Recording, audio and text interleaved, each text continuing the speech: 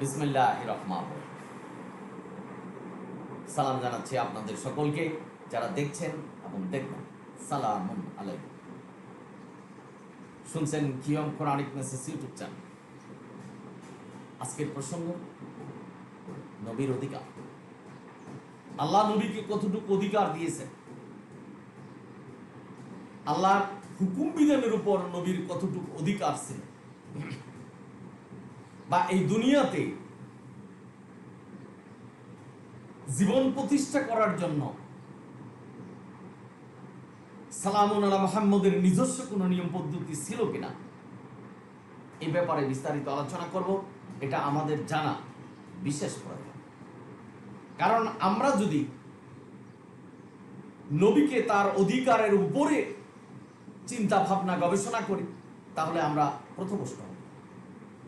নবীকে যে অধিকার দিয়েছেন, আমাদের কি অধিকার দিয়েছেন, সেই অধিকারের ভিতরেই নবী এবং আমাদের জীবন পরিচালনা করতে হবে। এটাই ধর্ম, এটাই আল্লাহ বলেছেন। গুরুত্বপূর্ণ বিষয়। সালামুন আলা মুহাম্মদ কে আল্লাহ কি অধিকার দিয়েছেন, অর্থাৎ আল্লাহর কিতাব আমাদের জন্য যাহা এসেছেন, নিয়ম পদ্ধতি নির্দেশনা, সেটা নবীর উপর ওহী হয়েছে এবং নবী আমাদের কাছে এর কোনো পরিবর্তন ছাড়া আমাদের কাছে পৌঁছে দিবেন। এটাই নবীর কাজ, আর কোনো কাজ নেই। নবীর কোনো কাজ ছিল না যে নবী নিজস্ব হুকুম বিধান তৈরি করবে আল্লাহর মতো করে। নবী এই ধরনের কোনো প্রচার প্রসারণা চালিয়ে যাননি যে উনি বিশ্ব নবী। এমন কোনো প্রচার প্রসারণা চালিয়ে যায়নি যে আমি শুধু হাসরের দিন আল্লাহর বিচারের উপর সাফায়াত করতে পারবো, আর কোনো নবী পারবে না। এই ধরনের কোনো মন্তব্য করেন।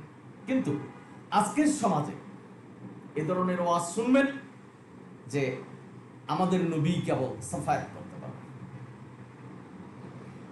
এটা বলার উদ্দেশ্য হলো যে নবীকে আল্লাহ যে অধিকার দিয়েছেন, আমরা সেই অধিকার অর্থাৎ নবীকে অতিরঞ্জিত চিন্তা করছি, ভাবনা করছি, সেটা কিন্তু পাপ। কারণ আল্লাহ বলছেন কুতিলাল খাররাসুন, অনুমান যারা করে তাদের ধ্বংস হোক। বা বোনেরা, আপনারা যারা শুনছেন, সুতরাং নবীকে আল্লাহ সুকস করেছেন যে তুমি যদি কোরআনের বাইরে কোনো কিছু প্রচার করো বা লিখো, তোমার জীবন ধমনী কেটে ফেলো। এখান থেকে সুস্পষ্ট প্রমাণ পাবেন যে নবীর জীবন ধমনী এই দুনিয়াতে আল্লাহ কাটেনি। তার মানে নবী শুধু কোরআনই মেনেছেন, এটি সুস্পষ্ট প্রমাণ। বুঝতে হবে যে নবী শুধু কোরআনই মেনেছেন। এবার আসুন সূরা গাশিয়া 18 নম্বর আয়াতে আল্লাহ কি বলছেন, আল্লাহ কি অধিকার দিয়েছেন নবীকে আল্লাহর নির্দেশনার উপরে, যে তোমাকে কতগুলি শরিয়ার উপর প্রতিষ্ঠিত করা হয়েছে, শরিয়া নির্ধারণ করা হয়েছে, নিয়ম পদ্ধতি নির্ধারণ করা হয়েছে, তুমি ওই নিয়ম পদ্ধতির উপরেই থাকো। এটা আল্লাহর নির্দেশনা। কার উপরে? নবীর উপরে। এই নির্দেশনাটাই আমাদের কাছে প্রচার করার জন্য নবীকে আদেশ দিয়েছে। সুতরাং যে তোমরা শুধু কোরআনের প্রতি থাকো, আল্লাহর নির্দেশনার প্রতি থাকো, নবীকে বলা মানে আমাদেরকে বলা। এখন নবী, দেখেন আমি কিন্তু কথাটা আবার বলছি, নবী যদি কোরআনের বাইরে চলে যেতেন, সূরা হাক্কার 44 থেকে 47 নম্বর আয়াত অনুসারে দুনিয়াতে আল্লাহ তার জীবন ধমনীটা কেটে ফেলতেন। কিন্তু সালামুন আলা মুহাম্মদ দুনিয়াতে স্বাভাবিক মৃত্যু হয়েছে, তার গলা কাটা হয়নি। তার মানে নবী শুধু কোরআনই মেনেছেন এবং আল্লাহর যে এই নির্দেশনা নবীর মাধ্যমে, এটা কিন্তু আমাদের কাছে এসেছে। তার মানে আমাদেরকে শুধু কোরআনই মানতে হবে। এখন আপনাদের মনে প্রশ্ন জাগতে পারে যে আল্লাহ তো বলছেন জীবন ধমনী কেটে ফেলবে, তো নির্দেশনা যেহেতু নবীর জন্য এসেছে, আমাদের জন্য এসেছে, যারা শুধু কোরআন মানে না তাদের গলা আল্লাহ কাটে না বা জীবন দমনে কেটে ফেলে না কেন ভাই?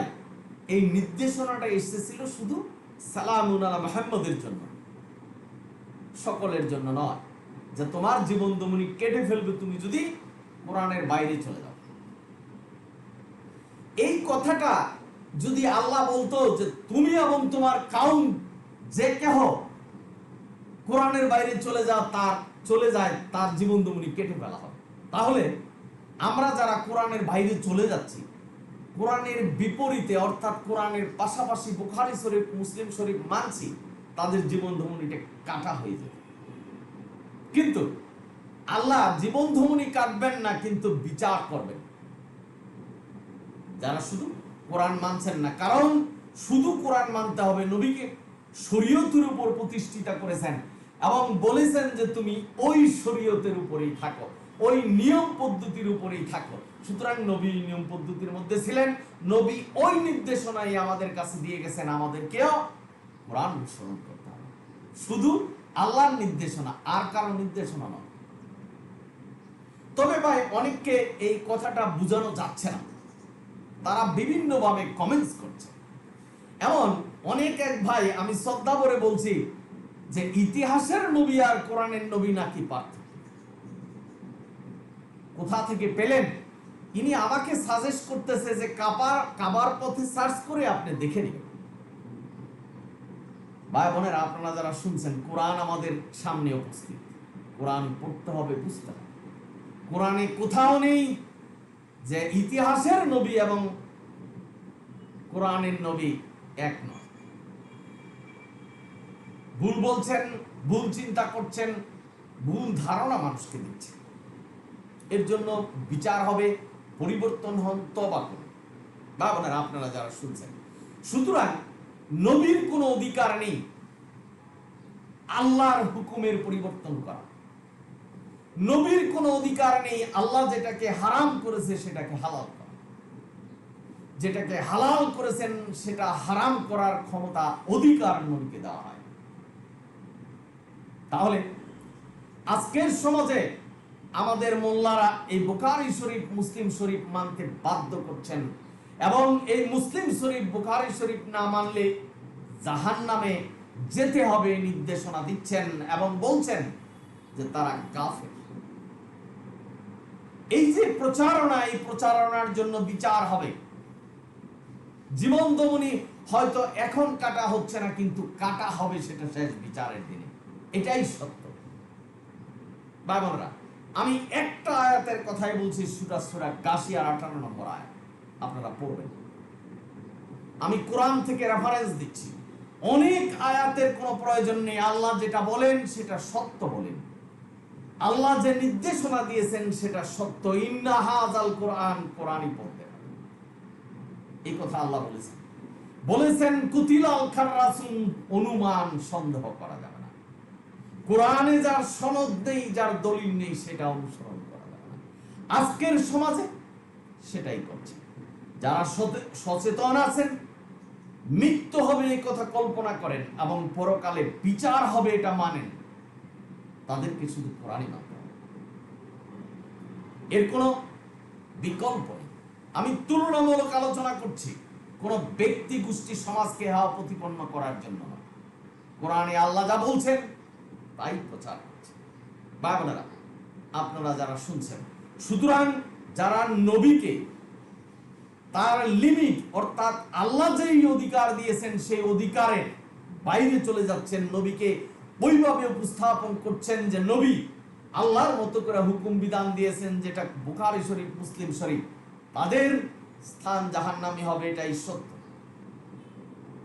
আজকে যারা বুঝার চেষ্টা করছেন এবং নিজেকে কোরআন দ্বারা প্রতিষ্ঠা করার চেষ্টা করছেন এবং নিজেকে, নিজের আত্মাকে সেই দুজকের আগুন থেকে রক্ষা করার চিন্তা ভাবনা করছেন, আমি অনুরোধ করছি এই QM Quranic message YouTube channel থেকে শুধু কোরআনই মানুন, বিবেচনা করুন, চিন্তা করুন এবং গবেষণা করুন, কোরআনের আয়াতগুলি পড়বেন, শত শত আয়াতে বলছেন, এবং প্রতিটা আয়াতে আল্লাহ ইঙ্গিত দিয়েছেন যে শুধু আল্লাহর নির্দেশনাই মানো, অন্য কারো নির্দেশনা মানা যাবে না।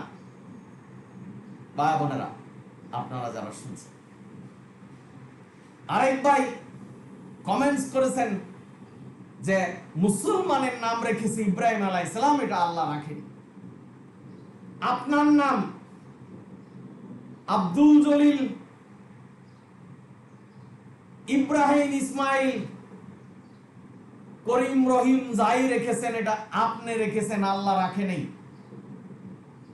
কিন্তু আপনি যেই নামটা রেখেছেন সেটা আল্লাহ কবুল করেছেন, আপনাকে হাসরের দিন সেই নামেই ডাকবে। সুতরাং সালামুন আলা মুহাম্মদ, সালামুন আলা ইব্রাহিম, মুসলমান রেখেছেন নাম, আল্লাহ সেটাকে কবুল করেছেন। ভাই বোনেরা, আপনারা যারা শুনছেন, আপনি একটা ভালো কাজ করবেন, কোরআন অনুসারে করবেন, কোরআনের নিয়ম পদ্ধতি মেনে করবেন, আল্লাহ সেটাকে গ্রহণ করবেন। তবে আল্লাহর নির্দেশনা বাইরে যেতে পারবেন না। সে যেভাবে বলেছেন আল্লাহ সেভাবেই করতে হবে, এটাই নির্দেশনা। সুতরাং নবীর কোনো অধিকার নেই কোনো হুকুম বিধান সৃষ্টি করার, নবীর কোনো অধিকার নেই নিজস্ব হুকুম বিধান বানিয়ে ধর্ম পরিচালনা করা। ধর্ম আল্লাহর কাছ থেকে এসেছে। ধর্মটা কি? নিয়ম পদ্ধতি। আল্লাহ আমাদেরকে সৃষ্টি করে যা নিয়ম পদ্ধতি দিয়েছে, যে নির্দেশনা দিয়েছে, সেটার উপরে আমাদের থাকতে হবে, আর সেটা কোরআন। যদি আপনারা মনে করেন যে কোরআন আল্লাহর নির্দেশনা এবং হাদিস বুখারী শরীফ, মুসলিম শরীফ আল্লাহর নির্দেশনা, তাহলে ভুল করবেন। এই ধরনের কোন নির্দেশনা, কোন আয়াত কোরআনে, যে আমার কোরআনের পরিবর্তে মানুষ সৃষ্টি করবে হাদিস, সেটাও তোমাদের মানতে হবে, এই ধরনের নির্দেশনা কোরআনে নেই। আর কোরআনের নির্দেশনা না মেনে যদি আপনি আপনার জীবন প্রতিষ্ঠা করেন, আপনার ধর্ম, আপনার ইবাদত, আপনার কষ্ট, আপনার হজ, যাকাত, নামাজ, রোজা যা আছে সবকিছু বিফলে যাবে। এটাই এই QM Quranic message YouTube channel থেকে আজকে আপনাদের মেসেজ দিচ্ছি। আপনার পুরো কোরআন মুখস্থ করতে হবে না। বেসিক আল্লাহ যেই নির্দেশনা দিয়েছেন, মুহকাম আয়াতগুলি আমাদের জানতে হবে, এবং আল্লাহ আমাদেরকে কিভাবে জীবন প্রতিষ্ঠা করতে বলেছেন সেটাই করতে হবে। এই জীবন প্রতিষ্ঠার মধ্যে আছে আল্লাহর নির্দেশনা। সহজ, নামাজ পড়ো কোরআন ভিত্তিক, রোজা রাখো কোরআন ভিত্তিক, হজ করো কোরআন ভিত্তিক, এবং যাকাত হও, শুদ্ধ হও, নিজেকে তোমরা সাদাকা করো। এই যে মুহকাম আয়াতগুলি, সেটাই যদি আমরা মানি, জান্নাত আমাদের জন্য আল্লাহ বলছেন। সুতরাং কোরআনের বাইরে যাওয়ার কোনো রাস্তা নেই বা নির্দেশনা নেই। আল্লাহ আমাদের স্বাধীন ইচ্ছা দিয়েছেন। আপনি কোরআন মানলে মানতে পারেন, না মানলে নাও মানতে পারেন, আল্লাহর কোনো আসবে যাবে না। এর ক্ষতি হবে আমাদের, যারা আমরা দুনিয়াতে আছি, যারা আমরা আল্লাহর এই পরীক্ষা দিচ্ছি, এই সিলেবাস কোরআনকে রেখে অন্য কোনো সিলেবাসের উপর পরীক্ষা দিলে আমাদের যেমন বিপদ হবে। পার্থিব জীবনে পরীক্ষার কথা বলছি, যেটা প্রশ্ন করা হয়েছে এর বাইরে যদি আপনি উত্তর লিখেন, যেমন আপনি কামিয়াবি হতে পারবেন না। এই কোরআন ছাড়া, কোরআনের পরিবর্তে যদি আপনি কোনো কিছু মেনে ইবাদত করে থাকেন, যত সুন্দর ইবাদতই করুন, আর যত সময় ধরে ইবাদত করুন, এবং যত গভীরভাবে ইবাদত করুন, যত মন দিয়ে ইবাদত করুন, সকল কিছু বাতিল হয়ে যাবে যদি সেটা কোরআনের নিয়ম পদ্ধতির মধ্যে না। আজকে সমাজে নিজস্ব হুকুম বিধান তৈরি করে তারা তাদের মতো করে ইবাদত করছে, শিরক। কারণ আল্লাহর হুকুম বিধানের উপরে আল্লাহ কাউকে শরীক করেনি। অর্থাৎ হুকুম দিবেন আল্লাহ, আল্লাহর এই দুনিয়ায় আমরা বসবাস করছি, ওনার হুকুমই পালন করতে হবে। আল্লাহ জান্নাত এবং জাহান্নাম রেখেছেন। এখন আপনার নিজেকে প্রশ্ন করুন, নিজেকে পরীক্ষা করুন, আপনি জান্নাতি না জাহান্নামী, এবং কিসের কোনটার মধ্যে যাওয়ার জন্য আপনি নিজেকে প্রতিষ্ঠা করছেন। বুঝতে হবে, জ্ঞান অর্জন করতে হবে এবং চিন্তা গবেষণা করতে হবে, তাহলে বুঝতে পারবেন। আপনাদের সকলকে ধন্যবাদ জানাচ্ছি এবং এই কিছু সময় আপনাদের নষ্ট করার কারণে আমি দুঃখিত। আপনারা সকলেই ভালো থাকুন, কোরআনের পথে থাকুন। আমি দোয়া করছি আপনারা যেন কোরআনের পথে থাকতে পারেন। আমি সকলের প্রতি অনুরোধ করছি আমার জন্য একটু দোয়া করবেন। আলহামদুলিল্লাহ রাব্বিল আলামিন। আবারও আপনাদের সকলকে সালাম জানাচ্ছি। সালামুন আলাইকুম। যদি ভিডিও ভালো লাগে সাবস্ক্রাইব এবং শেয়ার করুন।